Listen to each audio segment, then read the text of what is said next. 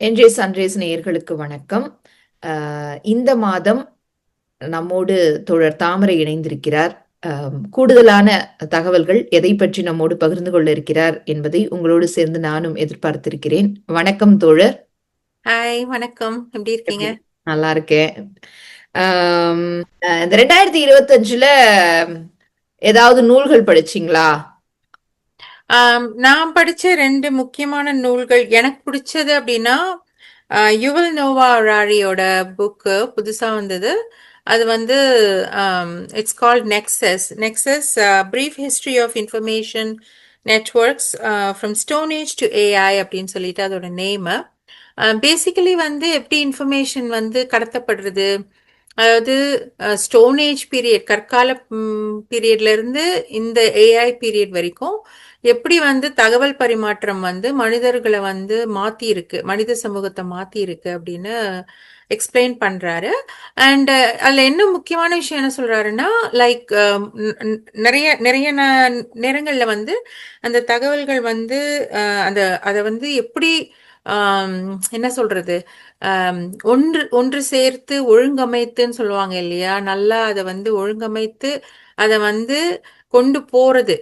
பல பேர் அதை அடையும் போது, அது அந்த தகவல் அடையும் போது அதனால ஏற்படுற அந்த கருத்து மாற்றங்கள், சமூக குரூப்பிசம்னு சொல்லுவாங்க இல்லையா, அந்த குரூப்பா சேர்றது, அதெல்லாம் வந்து எப்படி வந்து ஹியூமன் ஹிஸ்டரிய வந்து மாத்திருக்கு அப்படின்னு பேசுறாரு. அது மட்டும் இல்லாம அது வந்து சரியான விதத்துல செய்யும் போது அது வந்து மனிதர்களுக்கு பயன் அளிக்கக்கூடியதா இருக்கு. அது தவறான விதத்துல செய்யும் போது அந்த இன்ஃபர்மேஷன் டெக்னாலஜி வந்து மனிதர்களை வந்து அழிவுக்கான பாதையில கொண்டு போறதுக்கு சான்சஸ் இருக்கு. அது வந்து பல முறைகள் நம்ம பார்த்துட்டோம் இல்லையா, எப்படி வந்து ஹிட்லரோட இது வந்து என்ன சொல்றது, தகவல்கள், அந்த தவறான தகவல்களை பரப்புன அந்த காரணத்தினால ஜெர்மனி வந்து ஒரு அழிவை நோக்கி போனது. அப்புறம் வந்து மில்லியன் கணக்கான யூதர்கள் கொல்லப்பட்டது. அந்த மாதிரி பல விஷயங்கள் வரலாற்றுல நடந்துட்டே வந்திருக்கு இல்லையா. அண்ட் அதே மாதிரி அவர் வந்து என்ன சொல்றாருன்னா, அதாவது இந்த மாதிரி தவறான தகவல்கள் எப்படி அப்படின்னா அது வந்து எப்படி ஹிட் ஆகுது. தவறான தகவல்கள்னு நமக்கு தெரியலனாலும் அது எப்படி வந்து அது வந்து எப்படி ஹிட் ஆகுது அப்படின்னா, அது ஒரு கொலோகியலா நான் சொல்றேன். அது வந்து எப்படி சக்சஸ்ஃபுல்லா பல பேரை சேர்ந்து அது வந்து பல ஜெனரேஷன்ஸ் வந்து எப்படி அந்த தகவல் வந்து ஒரு மிகப்பெரிய பங்கு, அந்த அழிவுனாலும் சரி, அந்த அழிவு பாதையில இருந்து வெளியே கொண்டு வரதுனாலும் சரி, எப்படி அது வந்து ஒரு நல்ல பங்கு அளிக்குது அப்படின்னு சொல்லிட்டு அது பேசுது அந்த புத்தகம். கண்டிப்பா. இன்னொன்று புத்தகம் எனக்கு ரொம்ப பிடிச்ச புத்தகம் என்னன்னா, the righteous mind by Jonathan Haidt. அவர் வந்து என்ன சொல்றாருன்னா, எப்படி அவர் அந்த புத்தகத்தை எப்படி சொல்றாருன்னா, why good people are divided by politics and religion. இதனால வந்து அம், சாதாரணமா நம்மள மாதிரி தான் எல்லாருமே, ஒரு மனித இனம்னு எடுத்துக்கிட்டிங்கன்னா எல்லாரும் ஒரே மாதிரி தான்.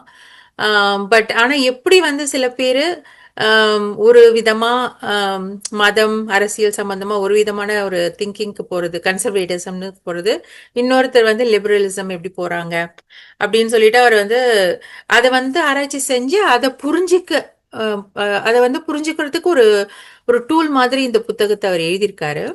அதுல வந்து சில சில விஷயங்கள் சொல்றாரு. அதாவது மாரல் ஃபவுண்டேஷன்ஸ் தியரி அப்படின்னு சொல்லிட்டு அவர் சொல்றாரு. அதுல என்னன்னா 6 பாயிண்ட்ஸ் இருக்கு.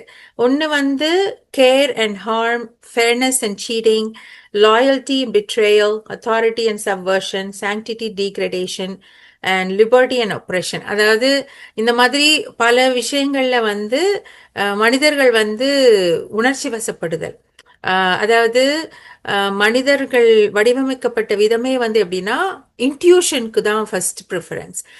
பகுத்தறிவாய் சிந்திக்கிறது வந்து அதுக்கப்புறம் தான் நடக்குது.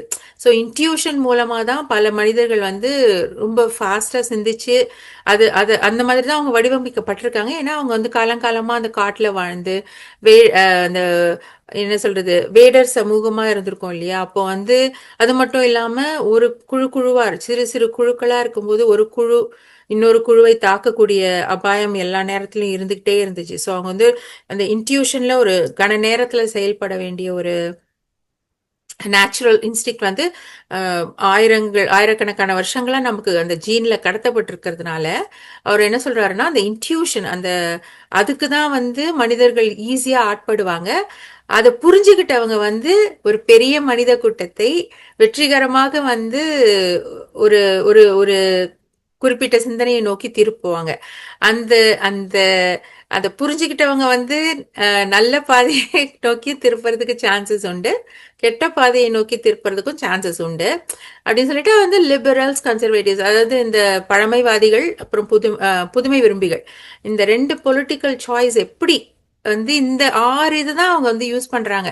அதுல என்னன்னா லிபரல்ஸ் வந்துட்டு ஸோ கேர் அண்ட் ஹார்ம், அதாவது பிறரோட துன்பத்தை வந்து பார்த்து கவலைப்படுறது, அதை வந்து எப்படியாவது தவிர்க்கணும், அதை தீர்க்கணும்னு பார்க்கறது. இன்னொன்று வந்து ஃபேர்னஸ் அண்ட் சீட்டிங், அதாவது எல்லா இடத்துலையும் ஃபேர்னஸ் இருக்கணும், அதாவது சமூக நீதி, அதை நோக்கி போறது. அப்புறம் வந்து சமத்துவம், சமூக நீதி, ஈக்விட்டி அண்ட் ஈக்வாலிட்டின்னு சொல்லுவாங்க இல்லையா, அது.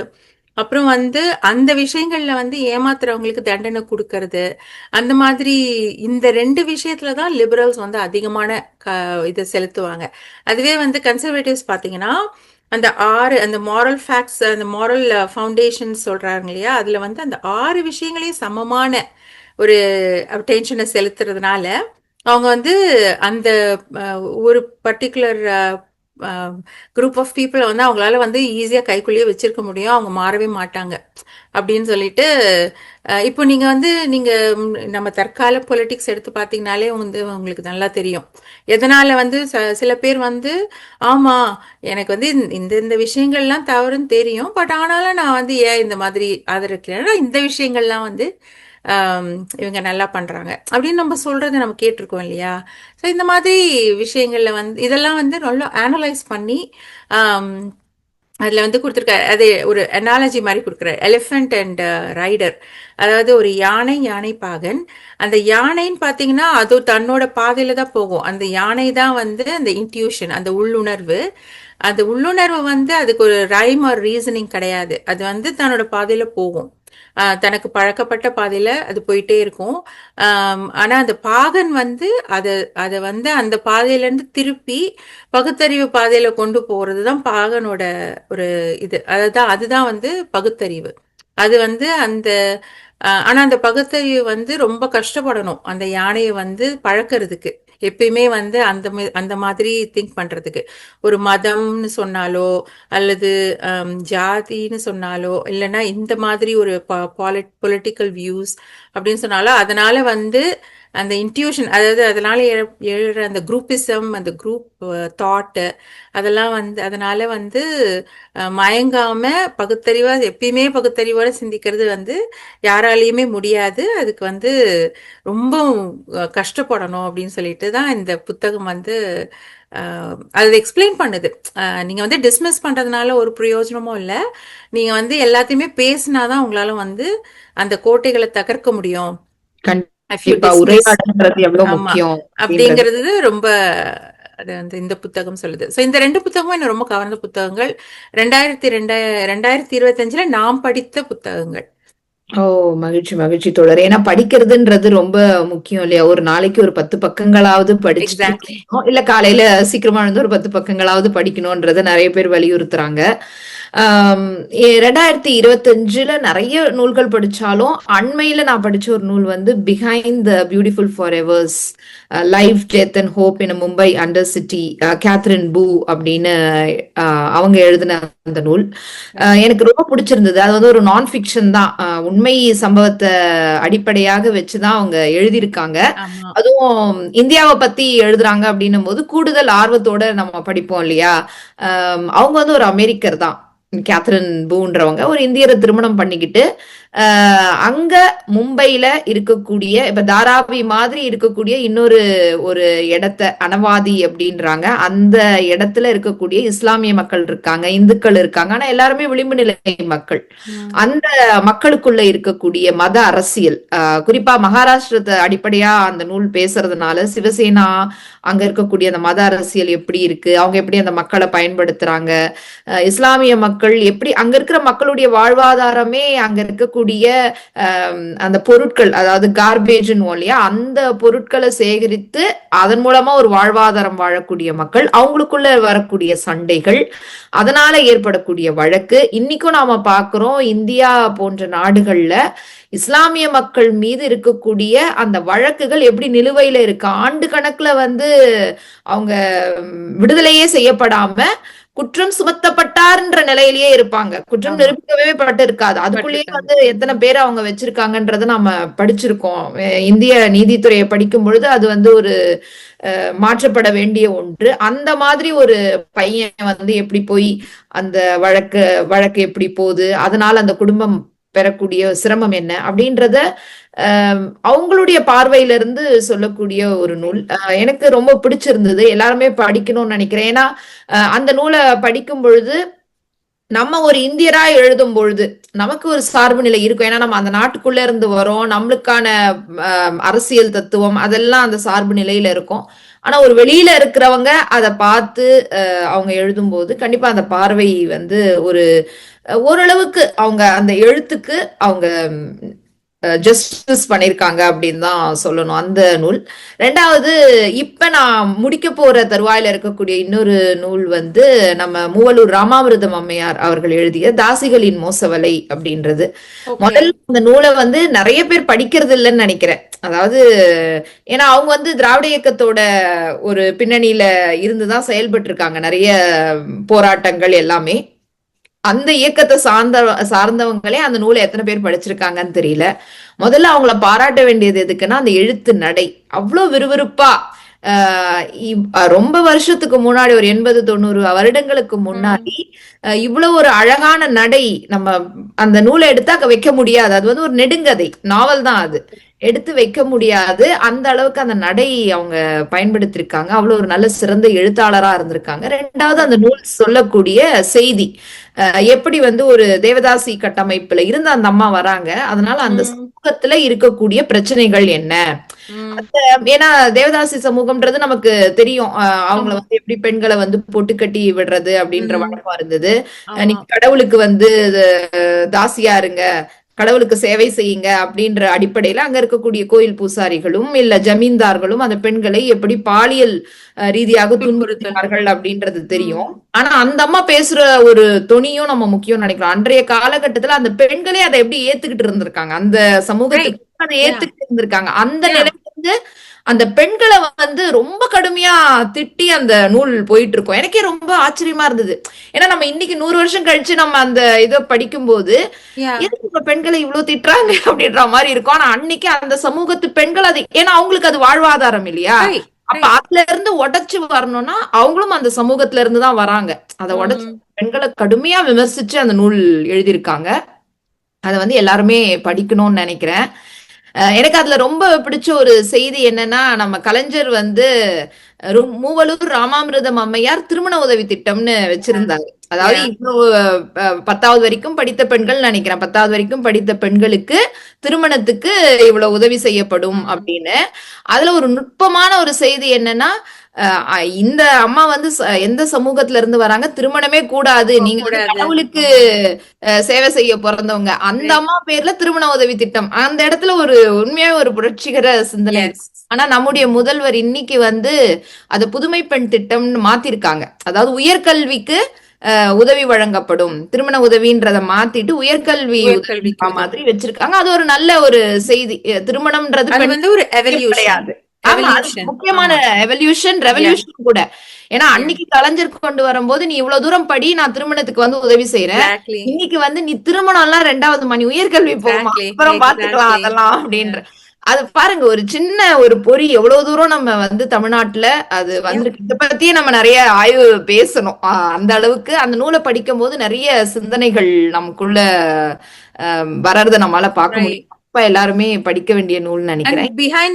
பிஹைண்ட் த பியூட்டிஃபுல் ஃபார் எவர்ஸ்லயே கூட நீங்க பார்க்கும்போது அதுல வந்து தமிழர்கள் எப்படி அங்க வந்து செட்டில் ஆனாங்க, எப்படி அந்த ஸ்லம் உருவாச்சுன்னு இருக்கு. ஆனா இப்ப பாத்தீங்கன்னா தமிழர்கள் வந்து அந்த மாதிரி போறது கிடையாது. முக்காவாசியா எல்லாருமே வந்து படிப்பின் மூலமா வந்து ஒரு படிப்பு சம்பந்தமான இமிகிரேஷன் தான் பண்றாங்களே தவிர நம்ம வந்து கூலி தொழிலுக்கான ஆமா. இமிகிரேஷன் ஒரு வந்து ரொம்ப பண்றது வருஷத்துக்கு கிடையாது. முன்னாடியே மலேசியா போனாலும் சரி, ஆமா. இல்ல நீங்க தென் அமெரிக்கா சிங்கப்பூர் எல்லா போனாலும், தென் இடத்துக்கும் அமெரிக்கா சிங்கப்பூர் எங்க எல்லா போனாலுமே. இடத்துலயுமே வந்து கூலி தொழிலாளிகளா தான் நம்மள அழைத்து எக்ஸாக்ட்லி. கொண்டு போனார்கள். இன்னைக்கு வந்து அது அப்படியே மாறி இருக்கு. ஒரு அப்படியே தலைகீழா மாறி இருக்கு. இவங்க சொல்றாங்கல்ல, தமிழ்நாட்டுல 50 வருஷமா ஒண்ணுமே நடக்கலன்னு. இந்த 30 வருஷமா எக்ஸாக்ட்லி. தான்டா நீங்க படிப்பின் ரீதியாக போறீங்க. அப்ப 50 வருஷம் என்ன பண்ணிருக்கோன்றது நல்லாவே தெரியும். எக்ஸாக்ட்லி.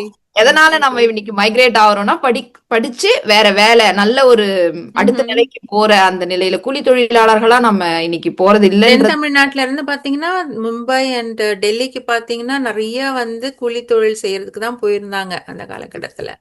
ஆனா இப்போ பாத்தீங்கன்னா, யாரும் அந்த மாதிரி பண்றது அந்த மாதிரி கிடையாது. போறதில்ல. அந்த அது ஒரு அந்த மாதிரி முக்கியமான ஒரு ஒரு மாற்றம், சமூக யா மாற்றம் தமிழ்நாட்டுக்குள்ள.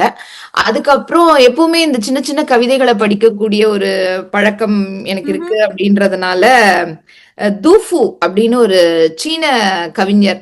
எப்பவுமே லீபாயோடைய கவிதைகள படிப்பேன். சரி தூஃபு அப்படின்ற அவர் எழுதின கவிதைகள் படிக்கலாம் அப்படின்னு எடுக்கும்போது, அவர் வந்து தாங் டைனாஸ்டி அப்படின்னு இப்ப நம்ம சோழர்கள், ஆமா. சேர ம்ஹ்ம். பாண்டியர்கள்னு சொல்றோம்ல, யா அவங்க வந்து அந்த தாங் வம்சம் அந்த இதுல இருந்திருக்கிறார் அவரு. ஓகே. அந்த பீரியட்ல ஒரு கவிஞரா இருந்திருக்கிறாரு. அப்போ சாங்கான் அப்படின்ற ஒரு இடத்த ஆன் லூஷான் அப்படின்றவங்க, அந்த ஆன் லூஷான் ரெபெலியன் அப்படின்றாங்க, அவங்க வந்து புரட்சி ஓகே. செய்து அந்த இடத்த விழுத்துறாங்க. ஓகே. சோ அவர் இருந்த இடத்த விழுத்து அது வந்து அந்த நிலத்தை அவங்க இழக்கும் பொழுது அவர் ஒரு கவிதை எழுதுறாரு. அது ரொம்ப ம்ஹ்ம். நல்லா இருக்கு. இன்னைக்கும் நாம நிறைய போர்களை பாக்குறோம், எப்படி நிலங்கள் வந்து அஹ், அந்த மக்கள் கையை விட்டு அபகரிக்கப்படுது. போகுது அப்படின்றத பாக்குறோம். அது அவர் எழுதுறாரு, kingdom smashed it's hills and reverse still here. ஒரு பெரிய அந்த ரைட். கிங்டம் வந்து இது பண்ணிட்டாங்க, அந்த முடியாட்சி வந்து போயிருச்சு. ரைட். அந்த மக்கள் ஆனா அந்த குன்றுகளும் அந்த ஆறும் அங்க அப்படியே இருக்கு. யா அம், வசந்தமும் வருது, இளவேநீர் காலமும் வருது. Spring in the city, plans and treats grow deep, அதுவும் அவர் ரைட். சொல்றாரு. அது ஆனா வந்து அடுத்த வரி தான் நம்மளுக்கு உண்மைக்கே ரொம்ப வலியா கொடுக்கும். Mood by the moment, flowers splash with tears. அந்த மலர்கள் பூக்கும் போது கூட கண்ணீர் வருதாம். ஏன்னா கண்ணீர் வருது. அந்த இடத்த வந்து அந்த நிலத்தை இழந்துட்டாங்க ரைட். அப்படின்றதுனால. Alarmed at parting birds startle the heart. அதாவது இந்த நிலத்தை விட்டு போகணும் அப்படின்றதுல அந்த பறவைகள் கூட ரொம்ப கடினப்படுது அப்படின்ற மாதிரி அந்த ஒரு ரொம்ப சின்ன கவிதை தான். ஆனா ரைட். அந்த நிலத்தை இழந்த சோகத்தை அந்த தூஃபு அப்படின்ற கவிஞர் அவர் ரொம்ப அழகா பதிஞ்சிருப்பாரு. அவங்க நாட்டுல இருக்கக்கூடிய மற்ற கவிஞர்களுமே அது ரொம்ப ஒரு முக்கியமான கவிதையா பாக்குறாங்க. சோ இந்த கவிதைகளை, கவிதையும் இந்த நூல்களை பற்றியும் உங்களோடு பகிர்ந்துக்கலாம் அப்படின்னு நினைச்சேன்.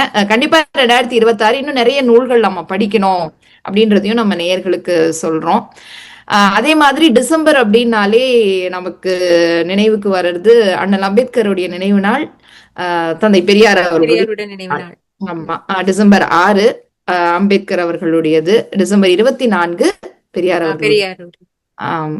அவர் இன்னைக்கு அவங்க மறைஞ்சு ரொம்ப வருஷம் ஆயிருச்சு இல்லையா? ஆமா. அம்பேத்கர் வந்து 1956, பெரியார் அதுக்கப்புறம் ஒரு 17, 18 ஆண்டுகள் கழித்து 73ல மறைகிறார். ஆனா இந்த ரெண்டு பேருடைய தத்துவங்களும் இன்னைக்கும் வந்து உயிர்ப்போட இருக்கு இந்திய பெருநிலத்துல. அது வந்து இந்தியாவுக்கு மட்டும் நம்ம சொல்லிட முடியாதுன்னு நினைக்கிறேன். அந்த தத்துவங்கள் எங்கெல்லாம் மக்கள் ஒடுக்கப்படுறாங்களோ, எங்கெல்லாம் ஆதிக்கம் இருக்கோ, அங்கெல்லாம் பெரியாரும் அம்பேத்கரும் தேவைப்படுகிறார்கள் அப்படின்ற அந்த எண்ணத்துல நாம கண்டிப்பா இன்னும் அவங்கள நிறைய படிக்கணும், அந்த தலைவர்களை நான் நினைக்கிறேன். நம்ம எந்த ஒரு நம்பிக்கை சார்ந்தவர்களாக இருந்தாலும் அரசியல்ன்றது வந்து நம்ம விலகி இருக்க முடியாது. எல்லா நம்பிக்கைக்குரியவர்களுக்கு எல்லா நம்பிக்கையும் நமக்கு இருக்கலாம், ஆனாலும் அரசியல்ன்றது எல்லாருக்கும் பொதுவானது. ஆமா. ஸோ அந்த அரசியல்ல நம்ம எந்த சைட் போக போறோம் அப்படின்றத தீர்மானிக்கக்கூடிய ஒரு தலைவர்களாக இவங்க தத்துவ இருக்கிறாங்க, தலைவர்கள். தத்துவ தலைவர்கள். அவர்களை பற்றி உங்களுடைய கருத்து? அம்பேத்கர் வந்து அந்த காலகட்டத்துல அவர் செய்த புரட்சி என்னன்னா, அவர் வந்து அதாவது சின்ன வயசுல இருந்து அவரை வந்து ஸ்னப் பண்ணிக்கிட்டே வந்திருக்காங்க. அந்த அந்த மட்டம் தட்டுதல் அப்படின்ற அந்த இதை தாண்டி அவர் வந்து என்ன சொல்றது, ஒரு ஸ்காலர். அந்த காலகட்டத்துல இந்தியாலேயே வந்து மிக அதிகமாக படித்த ஒரு ஸ்காலரா அவர் உயர்ந்து வந்திருக்காரு.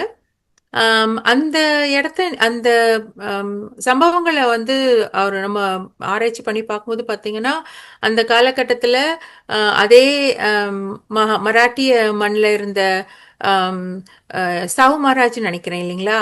சாஹு ம். மகாராஜ் தானே? சாகு மகராஜ் இருந்திருக்காங்க, மகாராஜ் மகாத்மா பூலே ஸ்கூல்ல இருந்திருக்காங்க. இருந்திருக்காங்க.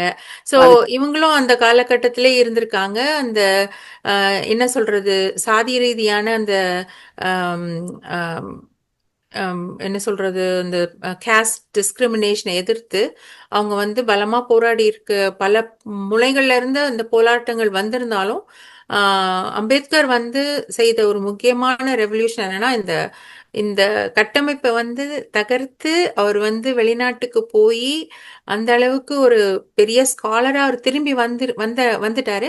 ஆனா அதுக்கப்புறம் அவர் விவரிக்கிறது அவரோட அந்த என்ன சொல்றது அவரோட நினைவுகளை வந்து அவர் எழுதும்போது அவர் விவரிக்கிற அந்த என்ன சொல்றது சாதி ரீதியான அந்த பாகுபாடு வந்து எப்படி அவரை வந்து துரத்துச்சு. அவர் வந்து இருக்கிறதுலே ஒரு ஹையஸ்ட் ஸ்காலரா இருந்தாலுமே அந்த சாதி அப்படிங்கிற இதுக்கு முன்னாடி அவர் எப்படி வந்து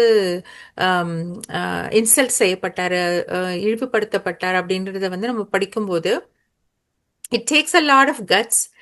இப்போ நம்ம வந்து சின்ன விஷயங்களுக்கே நம்ம நம்ம வந்து என்ன நடக்க போதோ ஏது நடக்க போதோ அப்படின்னு வந்து நம்மளால வந்து ஒரு என்ன சொல்றது சரியான முடிவு எடுக்க முடியல. பட் ஆனா அவர் வந்து அந்த அளவுக்கு ஒரு அதாவது மகாத்மா கடவுளுக்கு நிகராக நினைக்கப்பட்ட காந்தியாருக்கு எதிராக அவர் கொண்டு வந்த போராட்டங்கள், தன்னோட தாழ்த்தப்பட்ட மக்கள் வந்து இந்த மாதிரி தாழ்த்தப்பட்டிருக்காங்க அப்படிங்கிறதுக்கு அந்த அந்த அதுக்கு ஒரு முடிவு கொண்டு வரணும் அப்படிங்கிறதுக்காக அவர் வந்து பட்ட போராட்டங்கள், அதனால வந்து அவரோட உடல்நிலை பாதிக்கப்பட்டது கூட அதனாலதான் அப்படின்றது பலரோட கருத்தும் கூட என்னோட கருத்தும் கூட. நீங்க அவரோட இதை படிச்சுட்டு அவரோட லைஃப் ஹிஸ்டரி படிக்கும்போது பாத்தீங்கன்னா ஸோ அவர் வந்து என்னைக்குமே வந்து மறக்க முடியாத அஃப்கோர்ஸ் நம்ம இந்தியன் கான்ஸ்டிடியூஷனோட என்ன சொல்றது அவர் வந்து அந்த முக்கியமான ஒரு ஐ திங்க் வடிவமைச்சது ஃபாதர் ஆஃப் டிராஃப்டிங் கமிட்டியோட தலைவர் இல்லையா? அவர் தான் தலைவர் இல்லையா? ஸோ அதுல வந்து அவர் எவ்வளோ கஷ்டப்பட்டாரு, எத்தனை பேரை எதிர்த்து அவர் போராடி இந்த கான்ஸ்டியூஷனை கொண்டு வந்தாரு. பட் ஆனா அந்த அவரோட இன்டர்வியூ இன் பிபிசி நீங்க கேட்கும்போது பாத்தீங்கன்னா he was not very happy. அவர் வந்து எந்த மாதிரி ஒரு கான்ஸ்டியூஷனை உருவாக்கணும்னு நினைச்சாரோ அதை வந்து அவர் முழுமையா அடைய முடியல. அது அதுல சொல்லியிருக்காரு. அது மட்டும் இல்லாம மத ரீதியான சாதி ரீதியான அந்த மேலாண்மை அல்லது ஆதிக்கம் வந்து அவர் உயிரோட இருந்த போது கண்டிப்பா இருந்துதான் இருந்துச்சு.